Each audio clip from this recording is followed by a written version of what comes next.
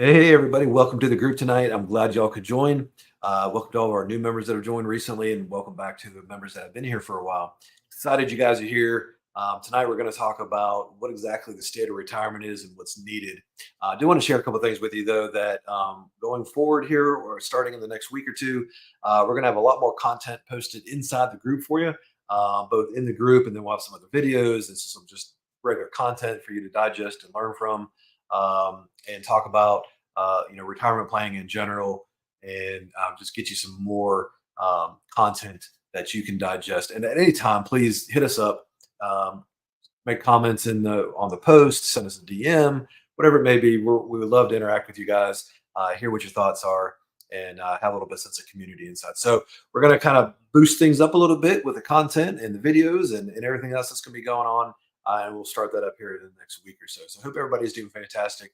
Welcome again. So we've talked about a lot of different things in the past. You can find all of our videos out on the YouTube channel. You can go back through the media section in our Facebook group here, and you can find a lot of content that we've talked about on retirement planning, both retirement planning and straight up, as well as how it relates into faith-based and how that factors into our planning and why all that still works and why it's so important. So go check out some of the other videos. You'll see some things in there about how we do our coaching, and how we go about that retire happy framework. So tonight, I just really wanted to sit back and talk for a minute about the state of retirement and where it's at. Okay, I'm going to revisit one or two things that we've talked about before. It's just we're seeing a lot of things in the common themes in retirement planning. And everybody's in a different spot. Everybody, maybe one place further along than other people. But like I've said before, the bottom line is everyone needs a plan, whether you're old or young, you have money, you don't have money. Everybody needs a plan. Okay. And we love what we do. We help people out, put plans in place. We love coaching and love getting plans in place. It's just an overall great feeling to know that we can get people to a spot where they can retire happy, right? Put you in that retire happy framework and get you to a happy spot. No matter where you're at, we'll figure out how to get you there. I can't promise that we're not promising $1 million, but we're going to work with what you have, get you in that framework, and you'll know at least what the gaps are. Know what the gaps are, where you need to go. And then if you have everything in place as far as the money you need, then we'll put the right plan in it so it lasts forever for you, right? For as long as you live. Okay. The fear of running out of money should not be an equation if you're working with people that know how to handle the disbursement or drawdown phase of retirement. What we do is why we do it is because we have a passion for making sure people have the plan in place to retire happy. Everybody's worked hard the whole life. Let's get that in place. There's too many. You've seen the stats. Some of the other videos that we did. There's just too many people that it's like 65% of people in America have under $50,000 a year saved for retirement, and some of that's just because they didn't know, right? Or they waited too long. But once you get to a certain point, you realize that there's still things you can do, to get you back on the right path. And we're always going to be transparent in our group and with our clients. We're going to tell you where you're at and where you need to be, to where you need to go. So, what I want to talk about here, real quick tonight, let me share my screen. I'm going to go back and talk about some things that we've talked about before, but it's really important. We've had quite a few new members, joining the group, and I want to make sure that everybody's kind of informed about where we're at. Let me see if I can maximize this here a little bit so you guys can see it. There we go. A little bit better. So there's two different phases when you're talking about retirement planning. There's accumulation phase and there's drawdown phase. So many people are focused on the accumulation phase and they don't do anything with the drawdown phase. I can't tell many people that we've talked to time and time again that they don't have a distribution plan or a drawdown plan and they're getting close to retirement. And that's just real common. 90%, according to a Harvard study that they did over a number of years with thousands and thousands of people, 90% or more don't have a drawdown plan. Well, this whole accumulation plan here is great, right? That's where you're going to earn, you get your money and you're going to make it work for you, you're going to grow. And that is just absolutely fantastic. But we need to know what to do on the backside. Okay. So, yes, we can help you out with the accumulation side. We're going to talk some about that in our group here. But really, when you're talking about planning, you're talking about this distribution, the downside of the mountain. Okay. So when we look at it here, you have the accumulation, you put a plan together of how much money you can contribute each month, or and then what your risk tolerance is in, and you start investing and you're making your way up that mountain, you're clawing your way up that mountain, right? Everybody's working their way up to that investment number, that retirement number that sits above people's heads in those commercials, right? And that's fine. You're going to have a big number, but that number needs to be broke down into multiple segments to fund the backside, the drawdown side appropriately, right? Then we get up in this danger zone. We talked about the danger zone before. Here in a minute, I'm going to talk about that again because there's two big things in retirement that we need to be thinking of. One is the danger zone, which is sequence of returns risk, which helps out with the longevity risk. But the other part of that um, is one, making sure you're recreating your paycheck, right? But it's this whole mitigation of the six main risk in retirement. Okay, we gotta mitigate that. So the two biggest things is the sequence of returns risk, which helps out with the longevity risk, but also we need to make sure we have the proper plan, drawdown plan, not just how much money I'm socking away. So when we look at this, we're going up the mountain, we get into that danger zone, right? And we're coming back down. This area here is just crucial. We need to think about the six different risks, right? We need to do Social Security optimization. We need to recreate our paycheck. Well, to recreate that paycheck, what are we going to do? Well, as part of that's going to come from Social Security, but on average, it's only about 30 or 40% of people's need that's covered by Social Security. All right. The rest of this, we're going to have to figure out how to recreate your paycheck from your income, from your investments. And then we're working our way down the mountain. We got to figure all this out. We're going to six main risks in retirement. Go back and look at some of our other videos. We talked about those six risks. We had a whole series on the risks. If you want me to send you what the six risks are, just hit me up in the comments below. Just put risk. I'll send those to you. All right. Of course, tax planning, healthcare planning, legacy planning, all that is part of a retirement plan. It's just not finances.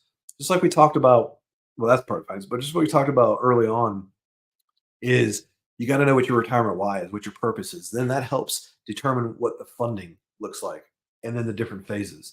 And then after you figure that out, then you start figuring out how to mitigate all these things and put all these different plans together. Because the whole retirement plan is the accumulation phase, your distribution phase, but on that distribution phase, what are we accounting for? Have we done insurance planning? Have we done tax planning? Have we done legacy planning, the finance planning, healthcare, long-term care? All that needs to be factored in, or you don't really have a complete plan. It sounds daunting, but those are the components you need to have, and it isn't really daunting, right? We're here to help. We can help you through that. It does sound like a lot, but in reality, you just bite it off a chunk at a time, and it's really not that complicated. And you'll be so much more relieved after you take care of all those different components.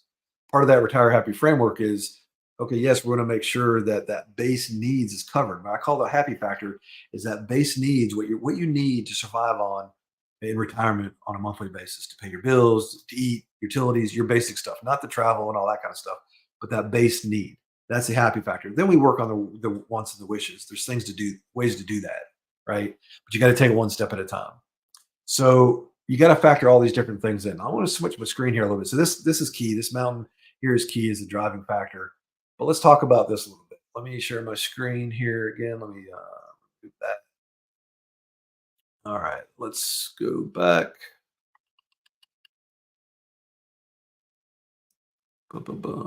Present. Here we go. Okay, let's get to the right one. Here we go. This is where we talked about sequence returns risks, right? Go back and watch the whole video on it, but this is crucial that so many people just don't know about sequence of returns risk. How do you take care of it? No, you can't predict the market and when there's going to be a downturn, but you can protect yourself. There's ways to get around the sequence of returns risk. Just look at the devastating effect this has. So, for a really quick summary, I'm going to summarize this, but go back and watch the video on the sequence of returns risk and all the different risks, really, to understand what I'm talking about here. You got two different retirees. Let me actually get to the right one here. This one illustrates it a little bit better as we go through. Two different retirees. Okay. Two different retirees. They both have $1 million to begin with. They're both drawing down around $50,000 a year. They both have the same average rate of return of around 6%. But it's not the average rate of return you need to worry about. It's the yield and the order in which your returns come in. So we take a quick look here.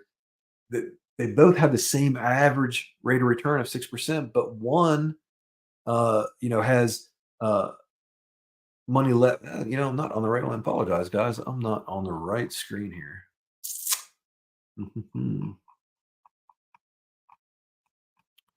Do. We're not on the right screen here. Let's see. Let's jump out. Let's jump out and find the right one. Find the right one. Let's see. All right, guys, hold on. Give me just a minute. Apologize for that.